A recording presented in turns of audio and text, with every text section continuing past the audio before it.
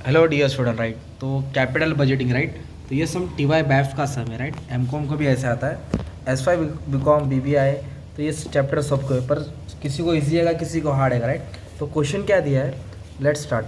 मतलब when working capital is given, तो working capital तो बच्चे कंफ्यूज हो जाते हैं राइट। तो अतुल एंटरप्राइज है, उसने नया प्रोडक्ट लॉन्च किया था। Estimated cell life of 5 year, मतलब 5 साल तक चलेगा। और मैन्युफैक्चरिंग इक्विपमेंट मतलब प्लांट में कितना इन्वेस्टमेंट किया, 5 लाख। 5 लाख इन्वेस्टमेंट हो गया। स्क्रैप वैल्यू दिया है इधर भी, क्या दिया है।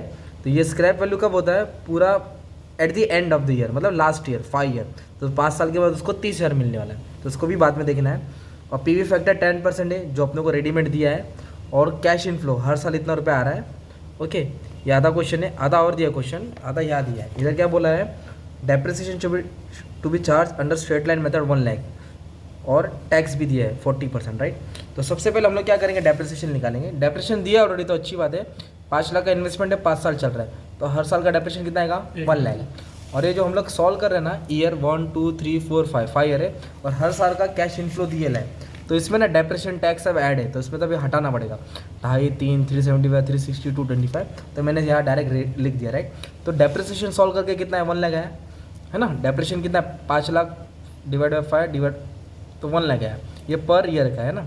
और कैलकुलेशन करने की भी ज़रूरत नहीं थी, क्योंकि एलएसएम में 1 लाख डेप्रिसिएशन ऑलरेडी दिया था। तो अभी हम लोग डेप्रिसिएशन 1 लाख यहाँ लिख देंगे, ठीक है।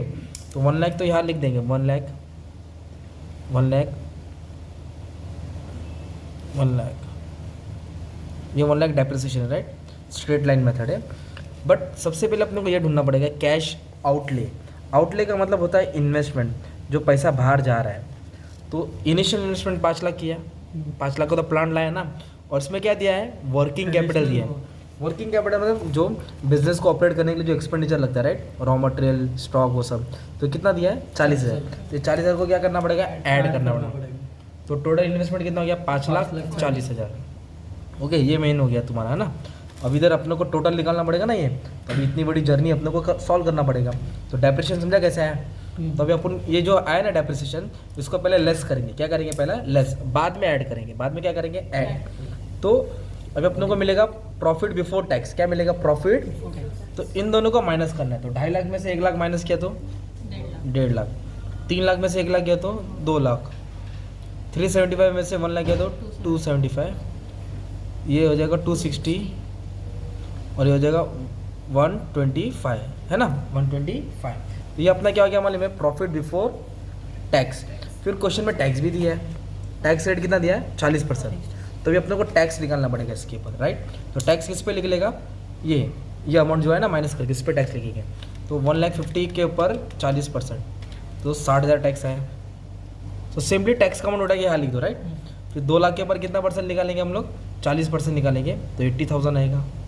फिर 2,75,000 के ऊपर कितना परसेंट टैक्स है, 40% है, तो 1,10,000 आएगा।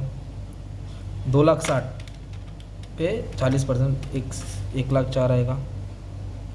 और इसमें कुछ 50,000 आएगा लगता है, 50,000 आ जाएगा। ये हो गया टैक्स है ना। फिर टैक्स को क्या करने का, माइनस करने का। टैक्स को क्या करने का, माइनस करेंगे। तो जब टैक्स को माइनस करेंगे तो आपको मिलेगा प्रॉफिट आफ्टर टैक्स। क्या मिलेगा, तो इसमें से ये क्या करना है, माइनस करना है। तो कभी कभी टेक्स्ट में दिखाया नहीं रहता, हम लोग डायरेक्ट ऐड करके दिखाता, पर हम लोग एक कॉलम एक्स्ट्रा बनाएंगे। प्रॉफिट बिफोर लिखा है ना, तभी आफ्टर, तो टैक्स माइनस करो। तो 1.5 लाख में से 60 क्या करेंगे, माइनस करेंगे, तो 90,000 आ जाएगा राइट। तो इधर 90 लिख दूंगा।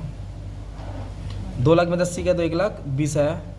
अभी 275 से 1,10,000 क्या कर दूंगा, माइनस कर दूंगा, तो 1,65,000 आया। 2,60,000 में से 1,04,000 क्या कर दिया, माइनस कर दिया, 1,56,000 आया।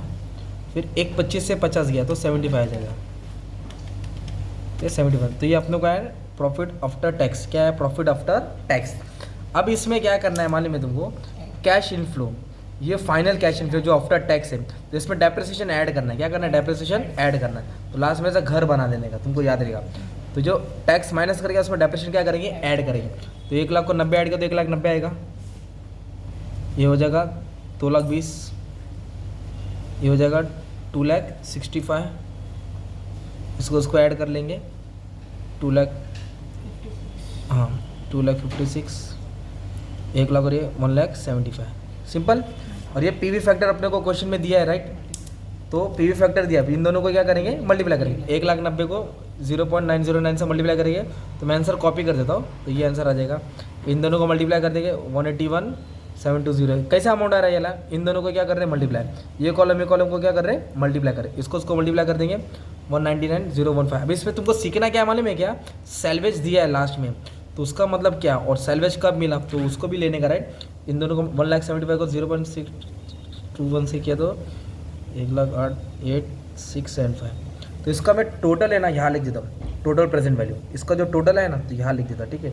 तो ये टोटल करके आया 8,36,968। पर क्वेश्चन में क्या दिया है सैल्वेज दिया है, क्या दिया है सैल्वेज, मतलब स्क्रैप वैल्यू दिया है ना यार। तो स्क्रैप वैल्यू कितना दिया है 30,000, मतलब 30,000 अपने को आने वाला है और कभी आएगा at the end of the 5 year.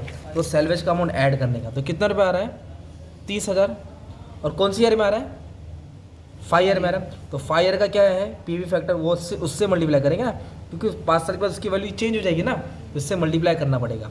इसको मल्टीप्लाई करके जो अमाउंट आएगा तुमको यहाँ लिखना पड़ेगा 18,630। मतलब इस सैल्वेज क्या किया स्क्रैप वैल्यू ऐड किया, तो ये पार्ट नया है। 5th ईयर में आता है सैल्वेज लास्ट ईयर में, और कितना आया सैल्वेज 30,000 5th ईयर में, इसलिए 5th ईयर का रेट लिखा राइट, पीवी फैक्टर मल्टीप्लाई करके अब इन दोनों को ऐड करेंगे तो आप लोग को मिलेगा total cash inflow after tax and depreciation, है ना। तो हमने नेट प्रेजेंट वैल्यू राइट, तो ये प्रपोज प्रोजेक्ट प्रॉफिटेबल है या मतलब एक्सेप्टेबल और रिजेक्टेबल, तो अपने को बताने का राइट कैपिटल बजटिंग में। तो एकदम सिंपल करने का, अभी क्या करने का मालूम है इसमें, तो नेट प्रेजेंट वैल्यू, तो टोटल कैश इनफ्लो कितना है 8,55,598 minus total cash outflow. Investment कितना किया था 5 लाख, है ना, और उस पर 40,000 कौन सा खर्चा किया था वर्किंग कैपिटल। तो टोटल इन्वेस्टमेंट कितना था अपना 5,40,000, तो 5,40,000 मतलब हमने 5,40,000 डाला है, और 5 साल के बाद अपने को इतनी वैल्यू मिल रही है 8,55,000। तो आंसर किस में है पॉजिटिव में है 3,15,598। तो ये आंसर पॉजिटिव में है, पॉजिटिव में है मतलब क्या होगा ये एक्सेप्टेबल, क्या ये एक्सेप्टेबल, मतलब ये एक्सेप्ट करेंगे, ये प्रॉफिटेबल है राइट। नेगेटिव आता है उसको क्या करते अभी हम लोग रिजेक्ट करते थे, क्या करते थे रिजेक्ट करते थे। तो ये वाला सम ऐसा टाइप का सम एग्जाम में तुमको आ सकता है, तो इसके लिए आपको रेडी रहना पड़ेगा। तो बस यही बोलने का था, थैंक यू वेरी मच।